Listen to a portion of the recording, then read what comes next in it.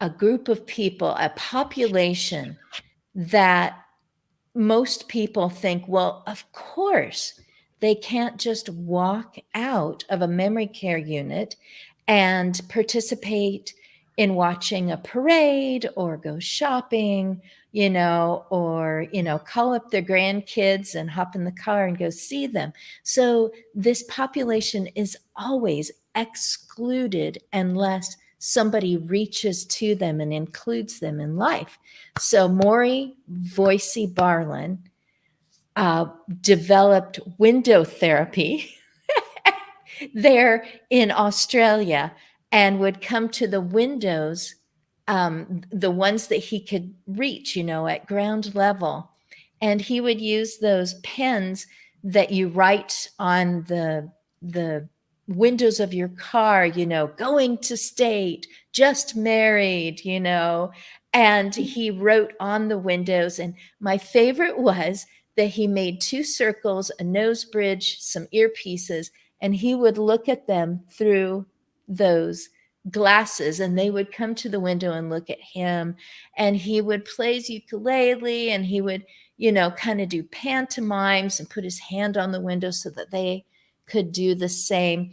And he is up for an award. He has been nominated for an award in Australia for inclusivity, and he's the only one in that whole space of people who are in hallways, in rooms, have a piece of glass between them and the rest of the world. Inclusivity just includes many, many, many people groups and identities and, abilities to speak languages and everything. But he's the only one that was nominated. So I posted out his hey, guess what? I'm nominated for an award here in Australia. Here's where you can go to vote. And I posted that out, and he goes, okay, I am going to be on your show, but I can't be on at the time that you usually have it on. And then it turned out, he goes, oh, can I invite my friend Judy Cornish, who developed the DAWN method, the DAWN method of, and so on Saturday afternoon, my hubby producer is D. Scott Smith, motivational listener, and he sat in his office, which is right down that hall, with my daughter, our daughter, and our son-in-law, and they watched me talk to Judy and Maury and record it, and it'll come out in August. And here you all are. Oh my goodness. Thank you, Mary Beth. I saw a photograph on one of your posts. Do you do all of your own posting, or do you have one of those virtual assistants? Well, I do have a VA, but she does other things. I do at this time. I do all my own posting. Yes, and there were 2 men painting at a table, and I didn't even get a chance to comment on it, but I was like, whoop, whoop, whoop. And I just saw another post. Oh, I wish I could remember everyone's name at a moment's notice, but she posted out about men who are caregivers. And I'm just like, yes, a lot of times, look at our screen right now. Right. How easy is it to find a woman who wants to talk about, her caregiving years, or, what she went through to put a parent into a safer situation or whatever, and I'm just like, whoop, whoop for the men, because I always rub my shoulder. I served shoulder to shoulder next to men. I remember, literally bumping shoulders with one of those walk-in tubs, the half submarine that can be installed in homes, and shoulder to shoulder with a man with a son who was caregiving. And I'm just like, yay for men painting, and for men who are in the caring space, and men who just go, hey, aging, let me tell you about it. But today we're all ladies. Mary Beth, have you met Is it Otavia or Otavia? It's Otavia, but it's Tave for short. So you can call me Tave. Tave. Yeah, it's easier. Mary Beth, have you met her before? No, we haven't met. Nice to meet you. And nice to meet you too. I'm looking forward to the day now on LinkedIn. Sure, but I'm looking forward to the day that we're in person together when we all get to do this in the same actual room. In fact, the only of all of you I've been in the same room with is my dear pal here, Laurette. So and that was too brief. It's a joy to be with all of you any which way. And I'm so thankful for the technology that we have and that we can be in different time zones and still doing this to make the world a better place for all of us who want to have fun and who want to care for and with other people who want to still enjoy their lives as well. Yes. And Tave, you are often in Oregon, which is where I live, but not right this moment. Where are you right now, Christine? You have to tell us where you are for those of us who don't I'm in Independence, Oregon, and I'm totally going to plug this because you just said I look forward to when we can all be together. Everyone's leaning in. Scott's going to put the ticker at the bottom of the screen, about halfway through our hour. But I'm inviting people to Convergence, to converge in Independence, Oregon. Ooh, I need to switch over to comments. Michael Holt, hey, I was just listening in this morning. They were doing a replay of a recording that you did with my husband and Russ Hedge this morning. So yay, Michael Holt, thank you so much. Thanks for always sharing from the heart and having guests who do the same. Blessings from Michael. He is also here in Oregon. He's in the Portland area. My husband got to see him in person. I totally blew it. I could have been with Tave when she and Nikki Jardin were in Salem because I'm just right outside of Salem. But I forgot to look at, I forgot to look at my reminder notes, right? But Tave, I'm just going to start with you because you are not in the US, you're not in Oregon right now.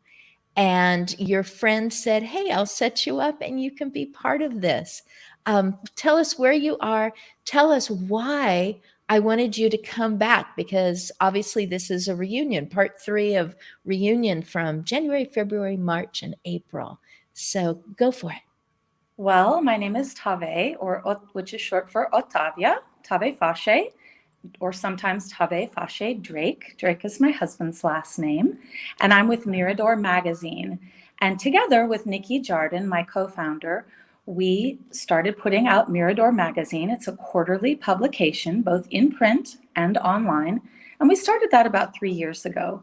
The whole idea came up in 2017, but during the pandemic, when we had some more time and we were sort of on hiatus from doing music, because Nikki and I are also in a number of bands together, we actually had the time to physically produce the magazine, not just do the research that goes into making it. And thanks to you, Christine, for having us on your show earlier in the year to talk about it. And Mirador is a publication that is in print, and it is specifically researched and formatted for people who have neurodivergent brains. So that can be either from being born, say, with ADHD, autism, or what we were specifically looking at the time, which was early onset Alzheimer's, other forms of dementia, or cognitive change that could be from, say, multiple sclerosis or other things, and as well as traumatic brain injury, concussion, etc. So for people that still want to have something to do, to read autonomously, do puzzles on their own, or to have something to do with friends or family, we have prompts for things to think about or to talk about. There's pages to do art with. There's short articles that you can read. There's puzzles and activities, recipes. We started putting out this publication, and people can also listen online, so they could read and listen or just listen. And then we have bonus content. So we were so thankful for when you had us on to talk about Mirador Magazine. And online, we also have a Spanish component. And currently, I'm in Italy. So I've started coming back and forth where I have family and dear friends in a little town called Montalepre, and it's on the island of Sicily. And we're about 20 kilometers south of the capital, Palermo. So I'm in the mountains, looking out over the Gulf, in the sea, the Mediterranean. And my dear friend, Anna Maria Pichota, said, I've got internet. I can set you up in my side room so you can do this interview, this wonderful reunion with Mary Beth and Laurette and all of the rest of you. So I'm open for questions. I'm all about making life merry and enjoying it to the fullest, whether it's somebody in their home trying to still have connections with loved ones or new friends, connections with nature, even if they have to stay inside or if they can go outside, and things to keep your brain, interested, engaged, alive, and always humor. And Laurette, sometimes you go by Lori. Is that correct? Yes, the same spelling actually as Lori Miller. Yes, so, yeah. Every single one of these 3 reunions has had 1 or 2 Loris. I think it's that generation. That was that. If you're that was a popular Lori, name. You might be in the enhancing aging space. And Laurette, I want you to tell why you were in the same, actually face-to-face with Tave on purpose. I'm thinking it was purposeful, but maybe that was the first time you ever met, and it was just wonderful serendipity. But I wanted to say, see, Nikki and Tave, yep, I can see them. I'm going to go grab them. They sent me some of those magazines, and it's very obvious that you, as a person who you don't have the same neuro situation, you're not divergent in the same way as the person that maybe these were purchased for, the subscription was purchased for. But you're experiencing, because of your love for this person and because of maybe your anger for the disease, and because you're thinking, there's just always that impulse to fix it. It is your time to just let yourself read that same article and go, wow, this isn't childish. This isn't being placed on a page for someone who's learning how to read or doesn't have, it's just beginning to discover the world out there through print. But it's fascinating for me. It's fun for me. And I brought those 3 that were sent to me to my mom. And I just remember that her response was, well, I must have liked them. I can't think of anything to complain about. And I was just like, that is high praise. It wasn't like, why did you bring me these? There's only a few words. And, do you think that I'm not capable anymore? She didn't have any response like that at all. And I gave them to her. I left them there, as I do other things. Like, hey, I just thought you might enjoy this. And that's all. I just left it there.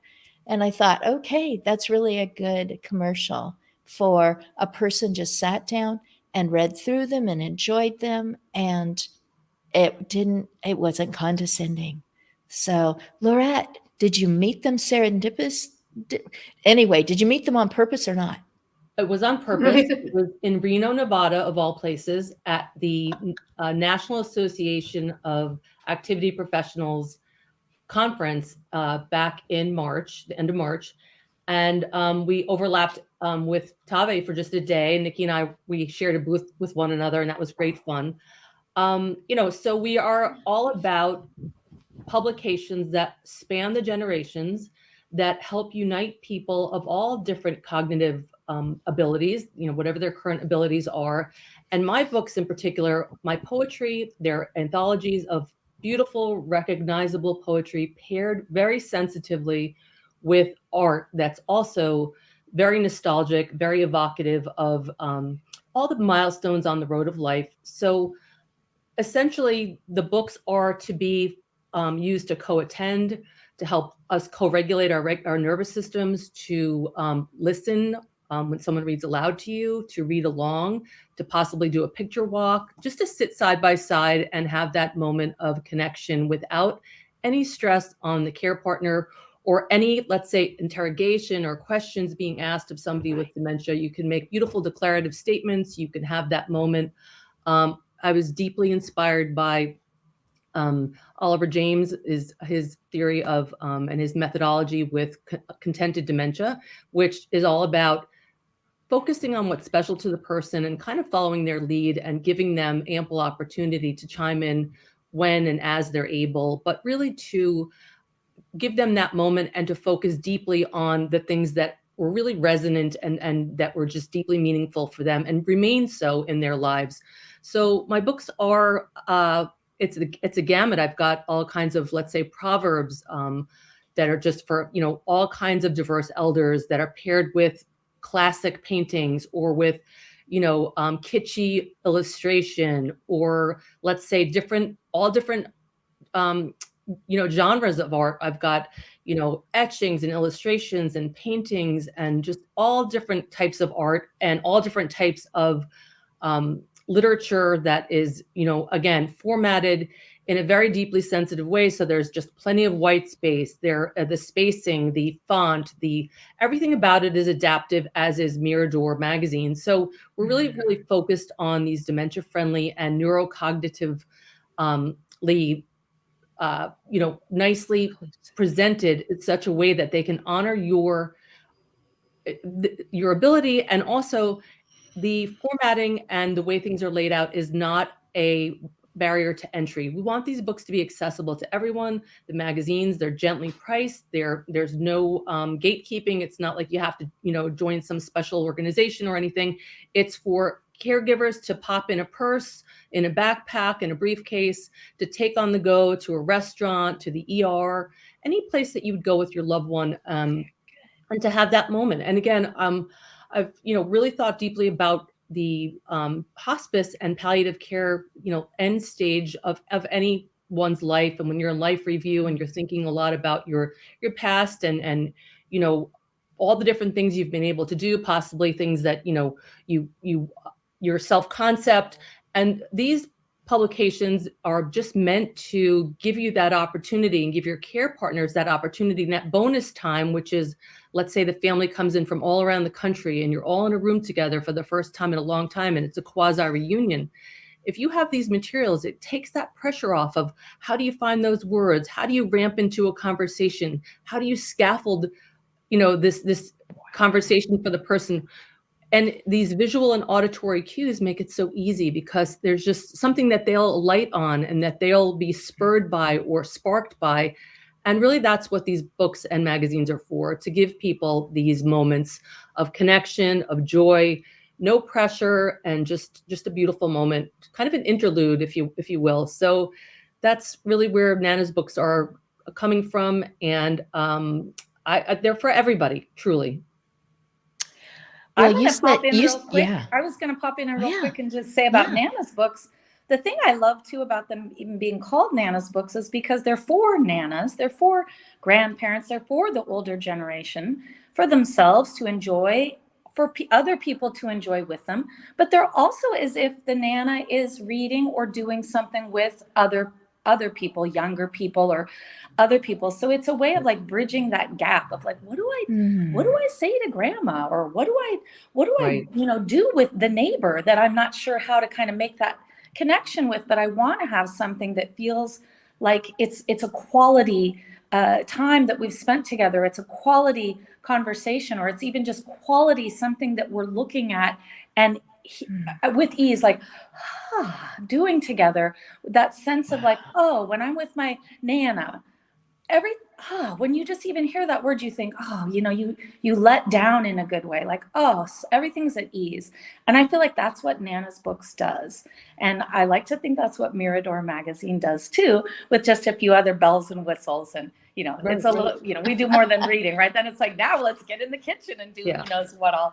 But I think basically what we're saying is a ton of thought, research, science went into the colors, the choices of images, the images we all take, the fonts used in Nana's books, the fonts used in Mirador, the sizing, the placement, how things are arranged, and the fact that there's no busyness of advertising or anything else like that. And I think that's what makes them special. They're holistic in the way that, you know, any Nana would want for anyone they love, or anyone would want for their Nana, you know, or for their person they want to enjoy the beautiful view with, which is essentially what Mirador means, you know, your bel veduta, you know, your beautiful view. So right. Thanks again for having us all. And it was so fun to be in Reno with you, right? That was nice. It was nice to be able to connect in person and to get to know you ladies a little bit, because I feel like, you know, we've got this shared purpose and we really support one another. And these adaptive publications, I think, are really gaining ground. And, you know, and I think it's an idea that whose time has come, because like we always, you know, you want to have the magazines on your coffee table, or the books at your bedside, or, you know, all the access to the different, let's say my mother-in-law, Nana, she was all about her daily newspaper, and she loved her large print fiction, and she was an avid reader, and that was a large part of her identity. So when that went away for her, and that was, you know, got beyond her, and it was, you know, causing a great deal of stress and, you know, distress, and just, you know, she was dispirited and frustrated, and this imparted that purpose again, and that engagement with the wider world and things like that. And then also, as Tave was touching on too, it gave her the opportunity to be that revered elder again, and to impart that wisdom, and to share those stories. And it's almost like, you know, they talk about indigenous cultures, like, you know, the talking stick, the elder holds the talking stick and you pass the talking stick, or in Quaker meeting houses, you know, you go from person to person and you got that moment, and you're able to be that, you know, you have that moment where you are I don't want to say the sage on the stage, but you have that moment and you're able to express your self, and people need that. You know, Naomi Feil, when she talks about validation and validating, you know, a loved one of any age, when you have hard or difficult memories, or some trauma, or any of those things, if you sit with that, it gains energy. But if you talk it through with a friend or a loved one, it loses that energy, and it dissipates, and it enables you to have, you know, that calm and that serenity, and that moment where you don't have that heaviosity, you don't have that feeling of that grief or that distress, because you've been able to connect with someone on a human level. And I think that, you know, when you're in long-term care in particular, you don't have those important bits of identity around you. Let's say your clatter ring that you used to wear, or a painting on the wall that you might have had at home, or something that was an artifact from your life or your family or your past. So these books and these magazines give you those visual references, and they help somebody with dementia to cue them and to help them into a conversation and into a bit of their past. And I really do believe dementia provides a portal into, because you're not in your short-term memory, you're in your long-term memory. It really, you know, you go on that time slip with your person, and this is giving you and them that opportunity to do it with ease and to take that pressure off. And these beautiful vistas, when you're in a long-term care facility or a memory care unit, this is to knock down that fourth wall, and you know, there's not much to see, and you can be on that garden path again in your mind's eye. You can be walking the halls of those museums. You can be in Sicily, or any of the different places where, you know, you'd love to be, but, you know, because of what, you know, the reality, you know, you cannot be. So in your mind's eye, it's like armchair travel, and it's beautiful because you get to go with your person and to share that. When she said, and you're in Sicily again, I just fast forwarded Tave into her future, and just that awesome heart, soul filling moment when someone sits next to her and goes through Mirador, and she is a person just drinking it in and enjoying it. And those moments of, I made this. You know, you understand what I'm saying is, you know, you're 98, and it's like, I made this. I love what I see in here. I feel good about myself. It's like, what age wouldn't you want that to happen? Thank you. Laurette, you talked at the beginning about that you've carefully, intentionally paired the written word with art. So Mary Beth probably thinks that that might be a really good opportunity for her to better introduce herself. So Laurette and Tave know of each other and have been in the same place with each other. Mary Beth, do you know about Lori Miller? Because I think we already established that both Tave and Laurette are new to you. Is that right? Yes. And Yay. so, Laurie, I think we're connected, but I don't think we've met. I don't think we've met either. So nice to meet you, and nice to meet you, Laurette and Tave. Nice to meet everyone. Thank you so much. Yay.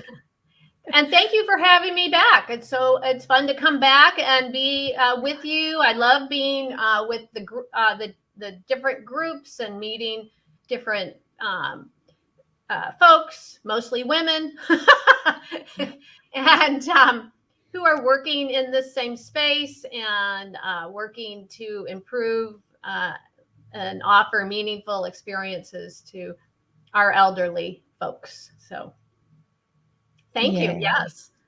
Oh, and I wanted to make sure that I mentioned Helen Murphy has not been on as a guest, as part of the conversation in aspects of aging, but she has been very faithfully checking in on posts and coming in today live with us. And I know that she had a wonderful opportunity to be in Ireland, I believe, with same reason, friends and family.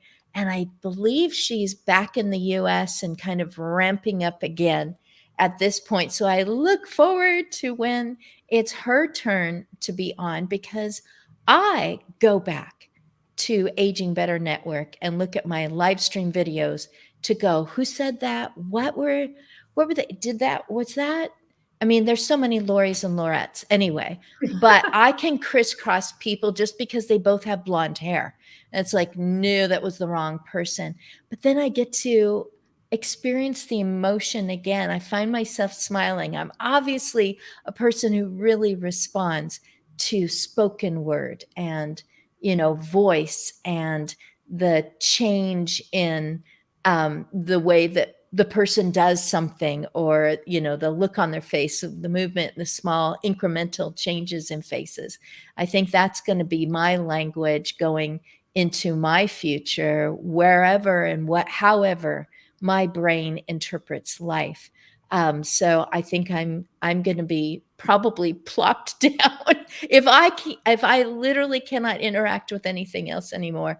I think that I'm going to be happily plopped down in front of a screen and see all my friends again, and come up, with stories, just like, I remember her. We were together in Sicily. I mean, to me, it's fun. I didn't know at the beginning. I didn't know earlier. Nobody has this information naturally in them. They have to see it in others.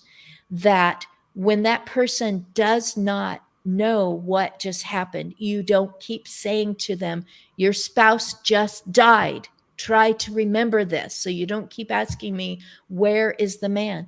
That literally happened as I'm a young adult. I didn't get mad, but I was at wit's end going, every time I say it, they get upset all over again. And then they ask me again. I've come a long way on, just being with them and saying, did you have a long braid at the back of your neck when you were a young girl working in the hotel restaurant in Norway?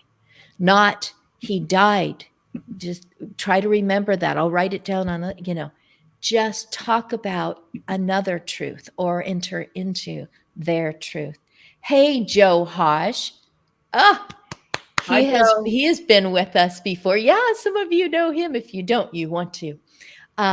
Great guy. Oh my goodness, I won't read the whole thing, but I see the word art and creativity and brilliant and ladies and design. So he is definitely championing this moment. Mary Beth, you were an artist and then you became an art teacher? Yes, pretty much. That's how it went. I've been an artist all my life since I was a young child. I loved to do art. I decided I should major in interior design in college because that would be most practical. I'm not ever going to be that good of an artist, so where I could make it on art. So I did that, and right out of school, worked as a commercial designer for several years. Became a stay-at-home mom with little kids, and decided would be a freelance artist. And I became a single stay-at-home mom pretty young, pretty fast. I had two in preschool still, and so it was a little bit of a scramble, but I became a freelance artist, and pretty soon from there became a watercolor house portrait artist, and decided I'd carve out a little niche doing that.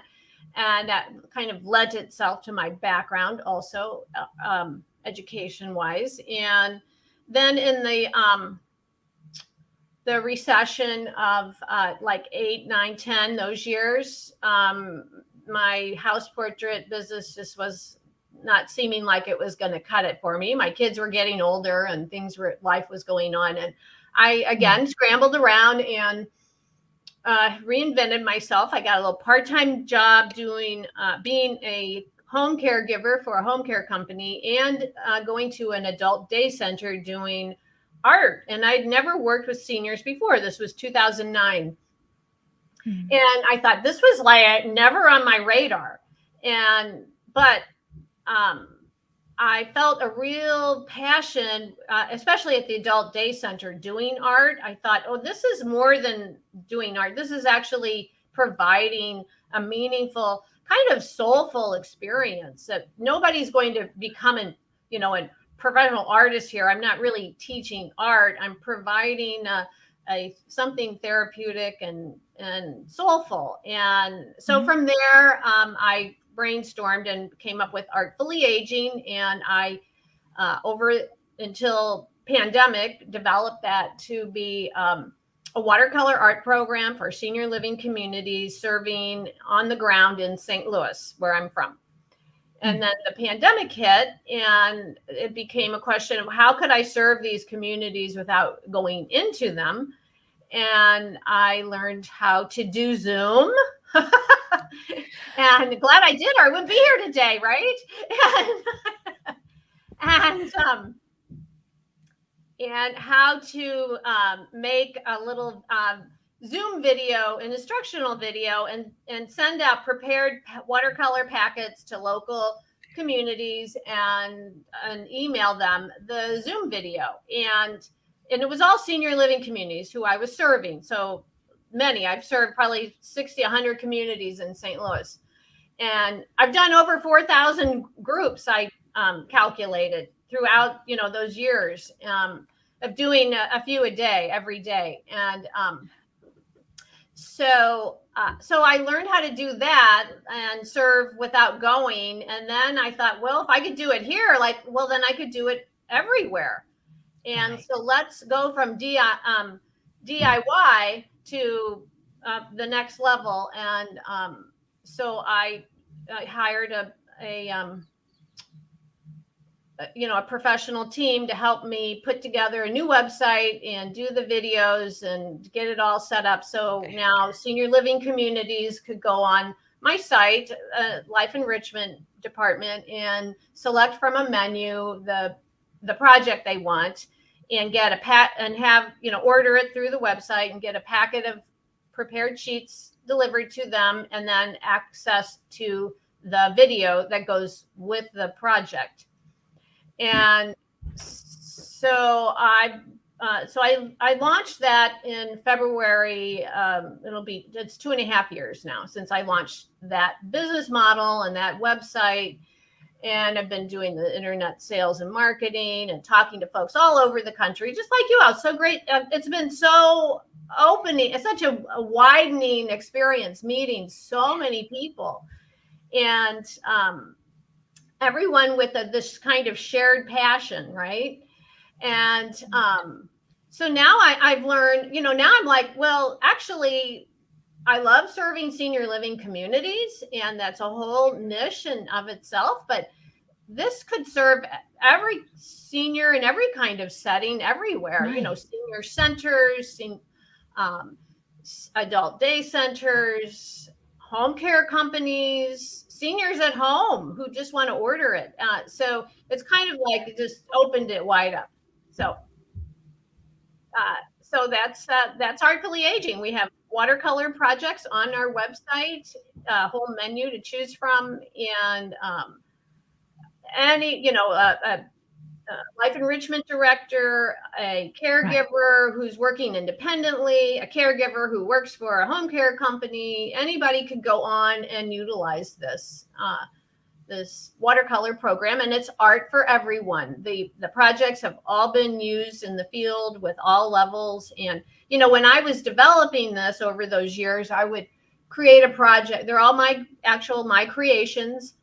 And when I was creating them, I take them out and use them with the group. And then I think, okay, that was too easy, or that part was too difficult. And I go back home to my office and redo it, and retweak it up so it worked. And then I would have some that are like, well, this maybe two versions of the same project. This could maybe be a little bit easier or better for advanced memory care. This one might be a little better for independent living, but really all of them can be used in all settings.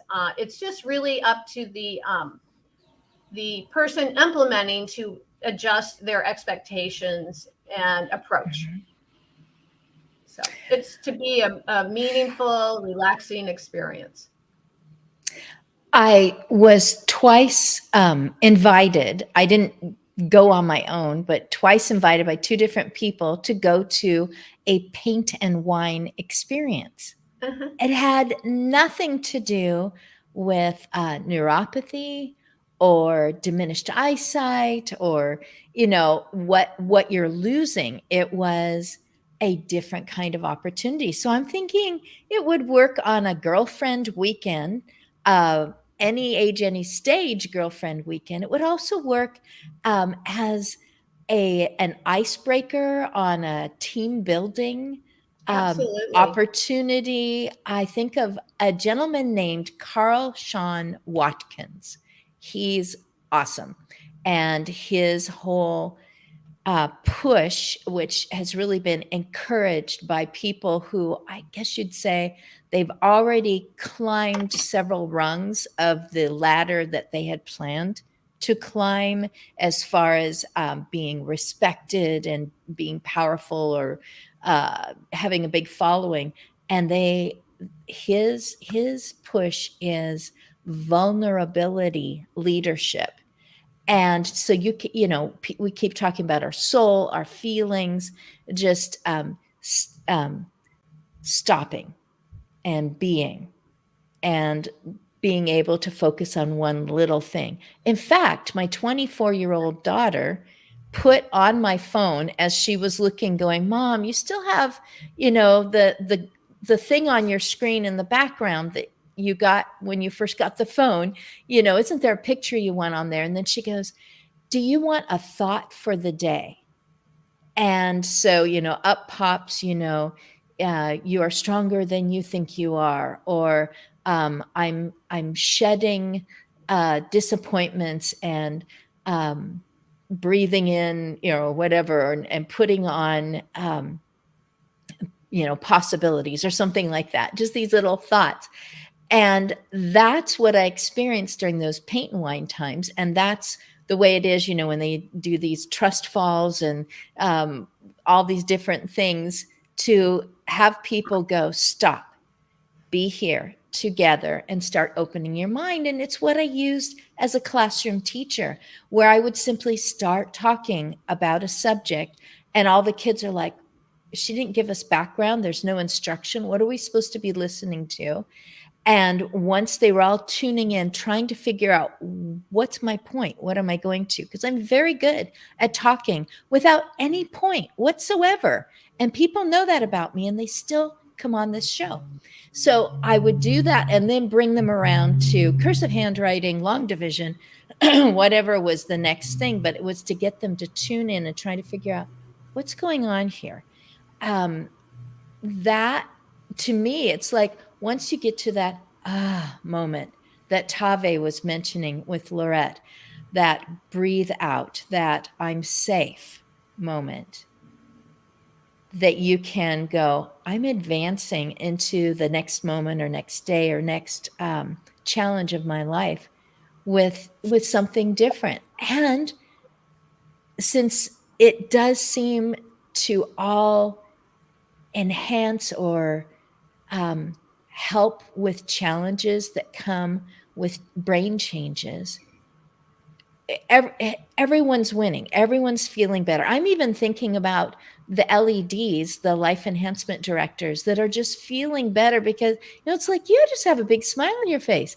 Oh, I just came out of Artfully Aging. I just finished, 3 pages with a person who was just despondent or agitated. And we just had this moment where we both went, oh, and Lorette Clyer, I'm thinking about death doulas because you mentioned end of life. And I was wondering if your Nana's books shouldn't be in, I could pull it out right now, my purple bag that I used to use as a caregiver last decade.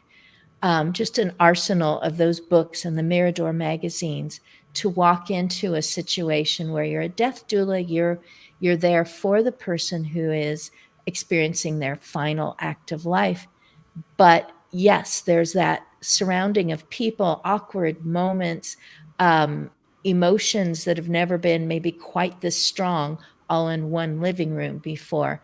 And to be able to put some things out and give someone something to look at.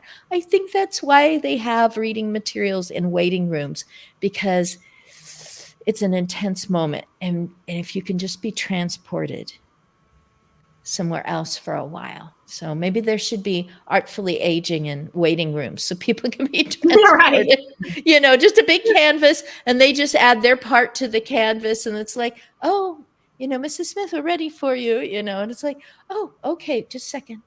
Right. She puts her paintbrush down and then just wipes her hands off and goes in. Right. That's a great idea. Have that lovely procedure that everybody enjoys. And the thing I love about this, what you're doing, Mary Beth, is it's for everybody, and people aren't thinking, oh, I have to be doing this so that I can be an artist, or I have to reach a certain level.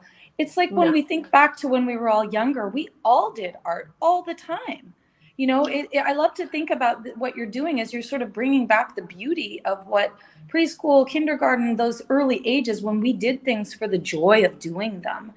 And with no other goal in mind except for the joy of doing them. And I'd like to think that's what all of us on this show are doing. We're trying to bring those ways of being back into the common way we all behave with one another, regardless of if they're older or younger, what they're going through, mentally, physically, whether it's an earlier time in their life or the last stages of their life, and just bringing back those moments of being authentic with one another, with ourselves, and trusting of one another, and enjoying doing stuff on our own and with one another without it having to be perfect, done within some niche of a time frame, and without some larger goal. And often I think that's when the sort of the gems start popping. That's where the real gold of it is, or the tingly feeling that you get because all of a sudden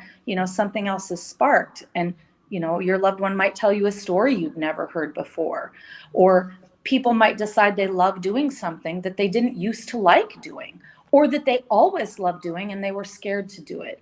So I love hearing what you're doing, Mary Beth, with Artfully Aging. I know Lorette Claire with Nana's books, and Nikki and I with Mirador Magazine, and all, we're all trying to do this. And I'm not even going to say trying. We as women always say trying. We are doing this, right? We are doing this, and we invite everybody to come along and do it with us. And I think the last little piece, I guess, about the Sicily piece is I watch this happening regularly on a daily basis here because of the way cross-generational connections are made and maintained here. So whenever I think, oh gosh, is this doable? And I think, look, it's happening right around me every day. This is just the common way people are. And so trying to, bring some of that back into parts of the world where we're just a little more fast oriented or a little more goal oriented, and saying, no, doing stuff with one another or doing it for the heck of it is reason enough. And our aging population, gosh, they're a gift to us. I mean, they're a gift to us in every way, from their knowledge, from their hearts, the way they've experienced different things. And when we can tap into that, instead of, like you were saying, Christine, instead of reminding somebody of something that had, like, don't you remember? Instead of that, and saying, hey, tell me about a time, or even just doing something and seeing what comes up, like, oh my gosh, it's like Disneyland all over again, because you never know what you're going to get. It's so fun. Yes, so Tave, and Laura and Mary Beth, are you familiar with Lori Miller? No, not yet. I'm ready to can't find out wait about to Lori hear. Miller. Yes, let's talk about Lori. Let's talk about Lori Miller. She's only got 2 whole categories that she is completely rocking. I have 3, three, okay, actually. she added more. Good. I'm glad she came back for the reunion. Go for it. Well, the first thing I want to say, thank you for having us all. But the word that I keep thinking, listening to you women talk, is everything is done with dignity in mind. And I love that. I just think the art, Mary Beth, the way you're talking, the different levels, so that everyone feels capable and feels that they have this purpose and feel good. And I can't wait to see both the Mirador magazine and the Nana's books, because I'm really excited about that, because I have a lot of, I do several things. One, I own a home care agency, and I do, see a lot of these professional people who can't do certain things anymore. And I hate that we even say the word can't. It's just, they just need new tools. And I think your magazine and your books, I think, are awesome to give them that dignity and the I can do, as opposed to, mom can't do this anymore. Sure, mom can. It's just, you need the right thing. And same thing with art. I think art is such an expressive way for people with dementia, Alzheimer's, cognitive impairment, because there is no right or wrong. There is no failure. Everything is positive. So I can't wait to look all of this up and start using it. So the one thing is the caregiving agency, where I've learned so much experience about working with older adults and all that goes with it. The latest project that Christine had me on earlier in the year was about Age Tech Now, which is a website that I started, really kind of curating products and services on the tech side, but not necessarily internet enabled, because we can have tech that's not, it could be fabric tech. I mean, there's other things that can be tech than just phones and apps and stuff that are available now to consumers. Because I don't know if you see a lot and you hear all this great stuff that's out there, but it's not available. Or people are winning grant money from ARP and all this kind of stuff, but it's not available, or it's testing. And I think it's very frustrating, because when you're looking for solutions, you need them now. So I've started that Age Tech Now, and it's so wonderful, because we don't know what we don't know. So there's new stuff out there for keeping people safe at home, or engagement. I mean, there's so much. I'm very excited about where we are with technology now. But something else that, Christine, we didn't even talk about last time, that I think could be great for both, actually for all 3 of y'all's projects. And about 5 years ago, I started another company called Conversation Ready North Texas. And it's based on the Conversation Project. It's a nonprofit, and the mission is to have people express how they want to live before they die. So not talking about how they went their funeral, not talking about what happens after they die, not talking about wills and estates, all important, but talking about how do you want to live before you die? Do you want to be at home? And if, sometimes you can't be at home, but if you know somebody wants to be at home, maybe they're in a hospital, bring their blanket, or bring, what is it deep down, what is it that they want? Do they want to be able to, pray with their children? Do they want to be near nature? But get people talking about end of life in a positive way, because a lot of direct care staff who are so close, whether it's a caregiver like in my agency, or whether it's direct care staff in assisted living or memory care, they haven't been trained on how to talk about end of life. And very often they're the closest one to the resident. And very often mom can't talk to their daughter because they don't want to upset the daughter. And so then the older adult has no one to talk to. And they want to talk. And a lot of times the family will kind of shut them down. And, oh, I don't want to hear about that. Or, no, you're going to be okay. And it's like, no, you're not. You will die, and we can talk about it. Right. Don't say it. And the way the Conversation Project, it just reframes it. It reframes, rather than talk about how are you going to die? How do you want to live? Like, what's your, and then that helps someone decide, like, let's say they can't make a decision for themselves. If you knew how they wanted to live, let's say someone was a huge foodie and loved food and really just got into the taste and stuff. Well, maybe if someone needed a feeding tube, that might not be the right call if they couldn't make it, they're on their own. But I really think getting that conversation and having it early and often at every age. People don't die because they're old. We die all the time. And I think if there is a positive lining for COVID, the pandemic, I think it's people realize their mortality across the board and at every age. If you're competent and capable, we should talk about how we want to live before we die, and do it again and again. And if you get married, have that conversation. If you get divorced, have that conversation. If you're going to Europe, you're taking a long flight, have that conversation. I mean, I think the more we can talk about it, the easier it is for our loved ones. And I just wonder if you couldn't put some of that stuff in the magazine and the books, because I love the sparking of ideas. Like when you do have the granddaughter and the grandma and they don't know how to connect because maybe grandma has dementia, the books and the magazine, I just think that could be really powerful. And I think sometimes that you skip that generation and you can talk a little freer, because it's not that, mother-daughter, maybe it's the grandmother-granddaughter. And I think there's just a different thing going on there. Right. So in a nutshell, that's all my stuff. That's all your stuff. I You're love very what you're saying, intentional. Compliments to you. Compliments.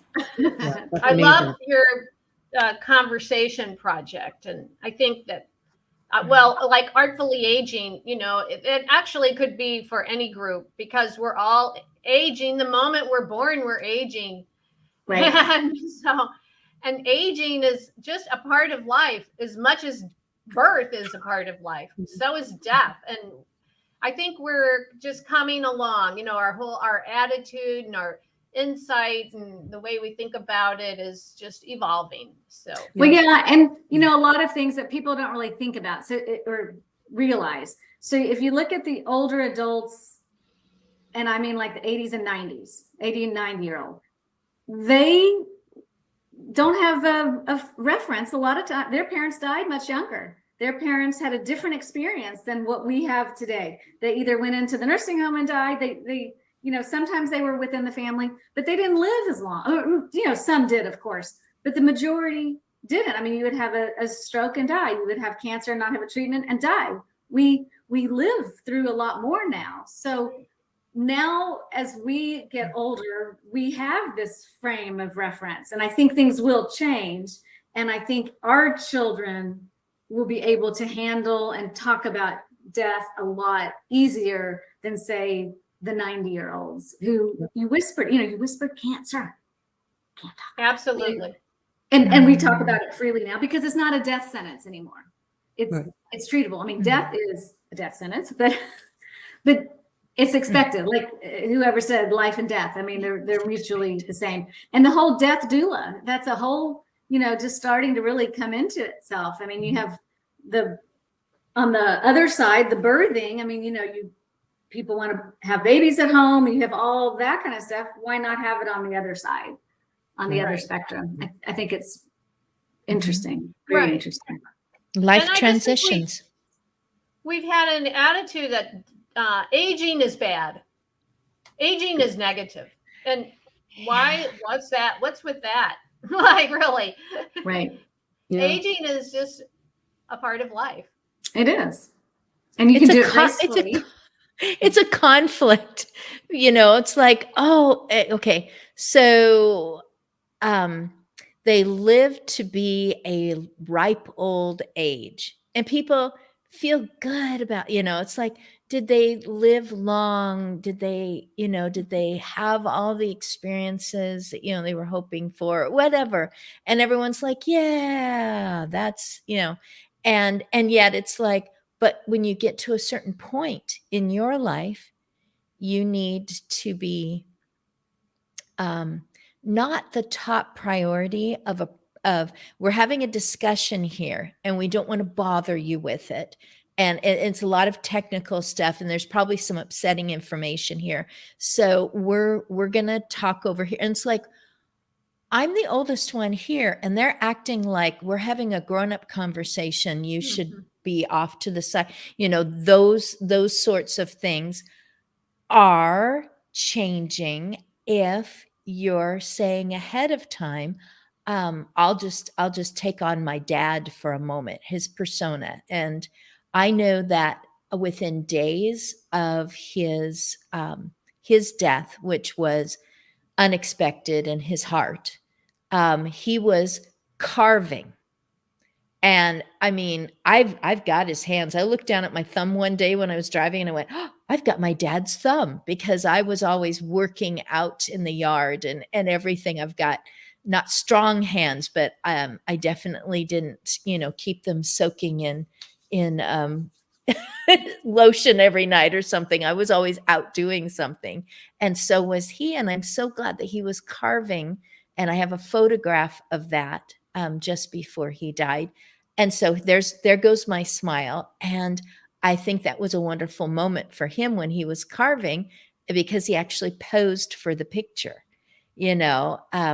He felt good doing that. And so to intentionally, to document, to communicate, to leave some clues and some breadcrumbs as to how you want to be living as you are approaching the threshold.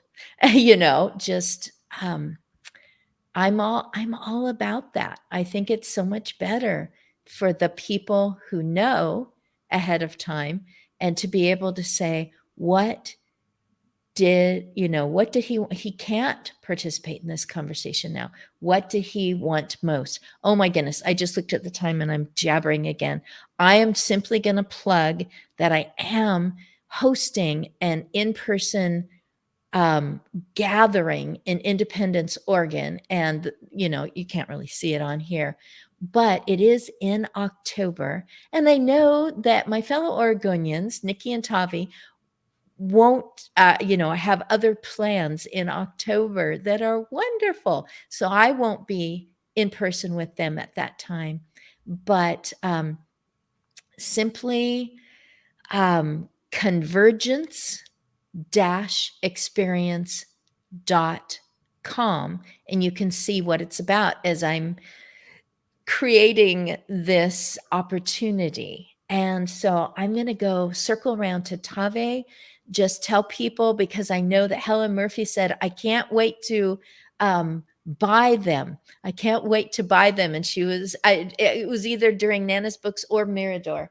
So go ahead and let people know how they can subscribe to Mirador. Well, thank you for the interest. Thanks to all of you for being here. Thank you, Christine, for having us on again. And Mirador Magazine, thank you for everybody's interest. It is a subscription-based magazine, or people can buy singles. And there's the option for having online only. When you buy a subscription, you also get access online. But if you only want online, you can get that instead. So you can go to miradormagazine.com and you can subscribe. You can hit the subscribe or purchase button.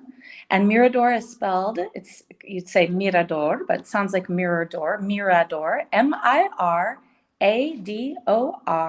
magazine.com. Or you could email us at miradormag@gmail.com. And there's a phone number actually on the website too. And if you call, you're either going to get Nikki or myself. If you write, you're going to get Nikki or myself, because really it's just the two of us and the woman, Ty Juncker, who does all of our, I'm the art director, but she does the graphic design, and we've been tag teaming that. So it's just the three of us and then all of our different contributors. So if you have a question and anybody wants to talk, you're going to get one of us personally. And thanks again for all of this. I'm just delighted about talking about how we all want to be living at all the stages of our lives. Perfect. Laurette Clyer. So to get granular with this, I want to just thank all of you. I'll be brief. I'm proud to be in your company. To get a hold of Nana's Books, you can go to nanasbookseries.com, all one word. You can contact me you can pick me up also at nanasbookseries.com. All my information is there. You can get all of the books on Amazon.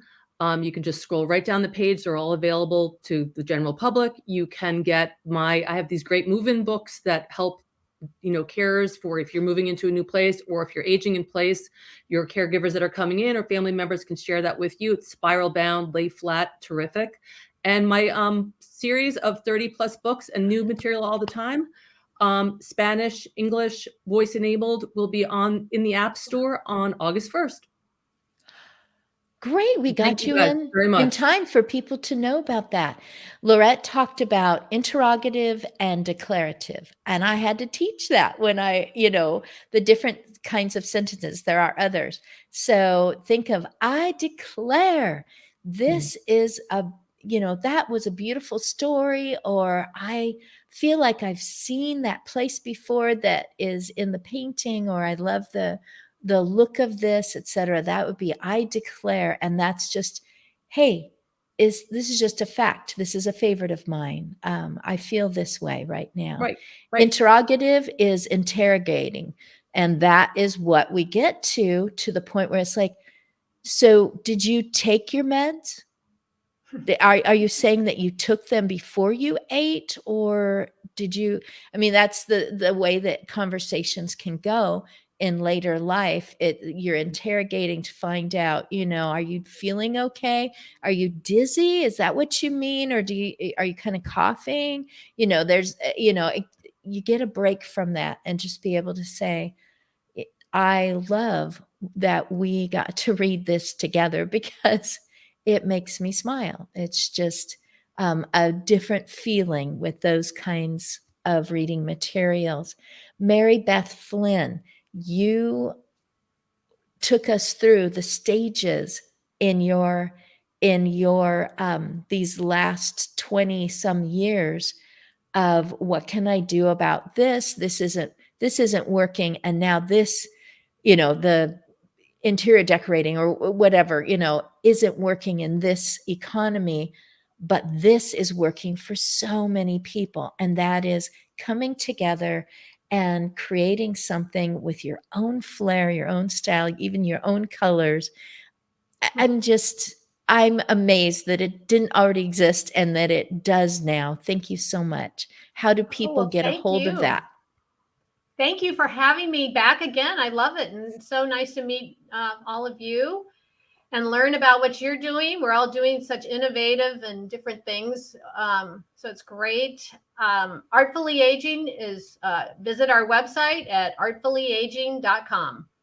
Everything is on there, and all of my contact information is there as well. You can reach me at contact@artfullyaging.com and check us out. We'd love to work with you and the folks you're working with. Right. For those activity directors, life enrichment who go, well, I don't know how to do art. I mean, that's not going to work. I mean, it'll all turn out so bad. And it's like, ta-da. Right. It's a not anymore. fail-safe program. And for many, it's a project, art projects that are all ready to go. They're all field tested. They've been used, and no prep, it saves on the prepping and planning and all of that. Even the videos have reminiscing ideas in them. I love it. Yeah. So thank you so much for having me back. You're welcome. And Lori Miller, do you want to tell all of them, or do you have one favorite that you want to express and make sure people get a hold of you for? Well, since the home care agency is local, I'm in Dallas, Texas, we could leave that out. But the Age Tech Now, which is just agetechnow.com, you can just see what's going on out there. I'm adding new products all the time. And then the other website is conversationreadynTX.com. And I have a lot of links to some really other great sites, the Conversation Project and all kinds of stuff. There's wonderful information on that as well. Some stories, some really great people talking about death and dying and life and living. It's best told through stories. So there's some wonderful videos I have on there from real people telling why they think it's important to talk about it. So conversationreadynTX.com and agetechnow.com. And thank you so much again for having me on and for meeting all of you guys. I'm real excited about it. Oh, Lori, you're a wonderful combination of a weaving together of practical, because I know that you vet each of these things that you place on your site, that you're not going to put something there where the website is dead, it's non-functioning. Right. You're checking it out, using it, and then going, okay, this gets the Lori Miller seal of quality. And now it can be placed there. So listening audience, make sure your stuff's working before you push it her direction, which is good, because that's so frustrating when you're just looking for. And I really am glad that you said that tech can even be fabric. So technology has made it possible for this fabric to be better for skin, or to help with, I don't know if you have compression socks on there. Yeah, you know what? There's some really great, I have to go through them. There's so many cool new compression socks that are awesome and that are fashionable. And because that's, as we get older and we get our older baby boomers, there's a lot. I've already run into people who said, I'm not doing that. That's old lady. I'm not going to do it. It's like, well, you have to. So now they have fashionable stuff, great clothing, like tearaway clothing with Velcro. I mean, there's some really cool stuff. So yeah, it's innovative. Tech and innovation, I think, is probably the right word. But thank you so much. I'm so glad I got to have 3 reunions. Thank you so much. I'm over time again. I don't know where it goes. I know part of it's my fault. And I am so grateful that you each carved out more than an hour so we could be together. Hello to Sicily. So I'm not kidding. I'm trying to make it 2 places to be with some of you people. And I've actually got plans to be in Scottsdale like November, beginning of December, because there's a bunch of people like Abby Ritchie with Tech Tuesday and Senior Living Foresight that I just introduced Lori to someone who was on there.